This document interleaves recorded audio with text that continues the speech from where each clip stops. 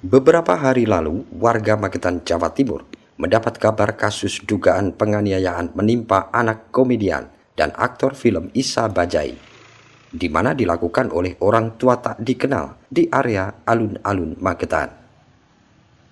Peristiwa itu akhirnya kini terungkap. Pelaku diketahui bernama Dimas, warga desa Mojopurno, Kecamatan Ngariboyo, telah menyerahkan diri dan meminta maaf kepada korban.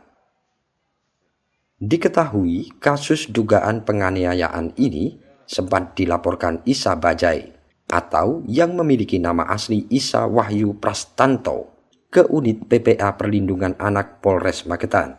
Namun kini laporan tersebut telah dicabut. Isa Bajai sambil memeluk putrinya menerima permintaan maaf dan saling berjabat tangan dengan pelaku.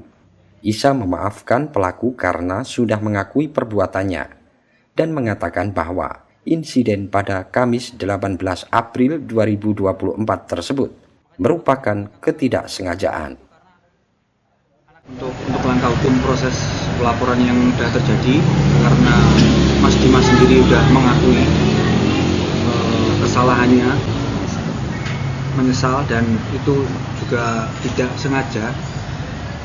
Saya rembuk sama istri juga, saya mencabut laporan saya karena awalnya kan tidak tahu juga saya kalau ternyata ini kayak terjadi kecelakaan di jalan raya seperti lalu lintas lah, orang ya nggak sengaja lah, nggak pasti ada nggak pengen yang tahu menabrak atau tertabrak gitu. Jadi ini mungkin juga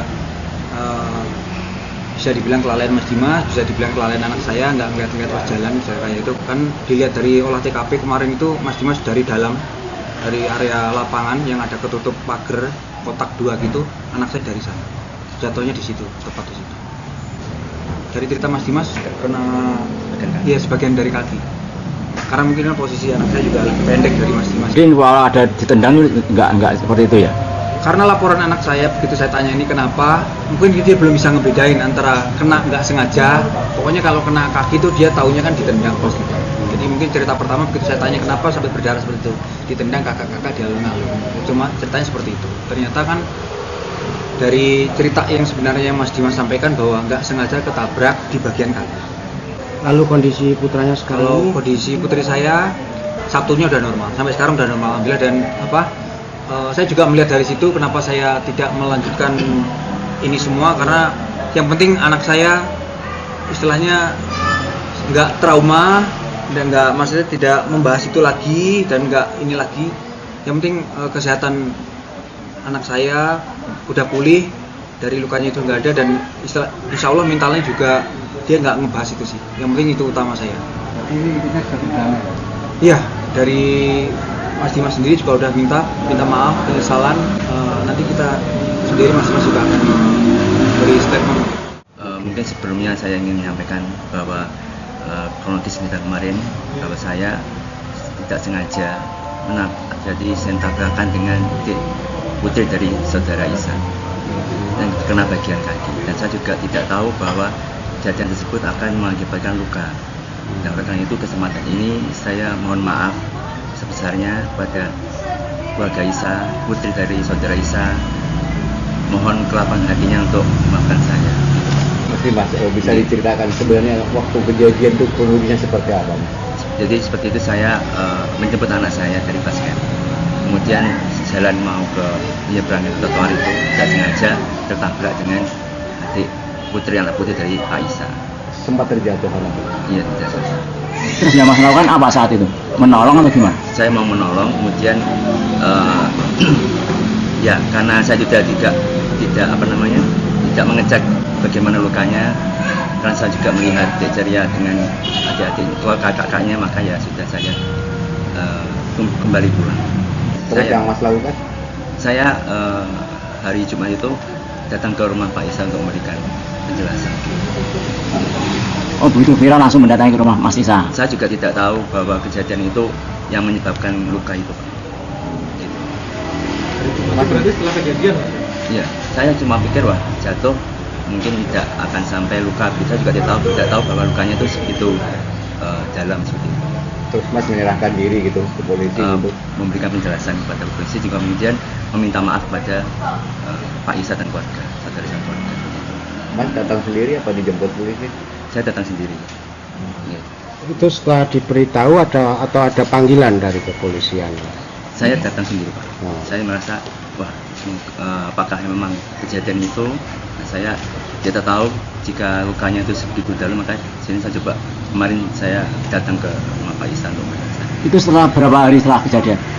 1 hari setelahnya, Jumat itu. Langsung gitu ya? Oke. Terus menyerahkan ke polisi apa? Dari itu juga kami langsung memberikan keterangan kepada polisi. Kanit PPA Satreskrim Polres Magetan membenarkan bahwa kasus dugaan kekerasan terhadap anak komedian Isa Bajai berakhir damai. Tuntutannya telah dicabut oleh yang bersangkutan.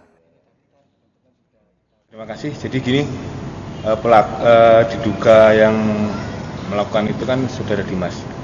Jadi awalnya setelah ada pemberitaan di media bahwa anak dari saudara Isa ini menjadi korban dugaan kekerasan terhadap anak. Jadi saudara Dimas ini berpikir, loh, ini berarti kejadian sama seperti yang saya alami. Akhirnya saudara Dimas dengan besar hati itikat baik mendatangi saudara Isa untuk melakukan permintaan maaf. Nah, dan akhirnya setelah kami dalami, jadi benar itu unsur ketidaksengajaan. Jadi Pak Dimas ini jalan arah berlawanan dengan si adik ceria ini, jadi menabrak adik ceria ini. Sebelum laporan itu dicabut, pihak polisian sudah melakukan apa saja? Nah, jadi gini, sebelum perkara ini dicabut, kami dari pihak kepolisian sudah melakukan upaya penyelidikan, baik itu memeriksa CCTV yang ada di sekitar tempat tersebut, memeriksa puluhan saksi.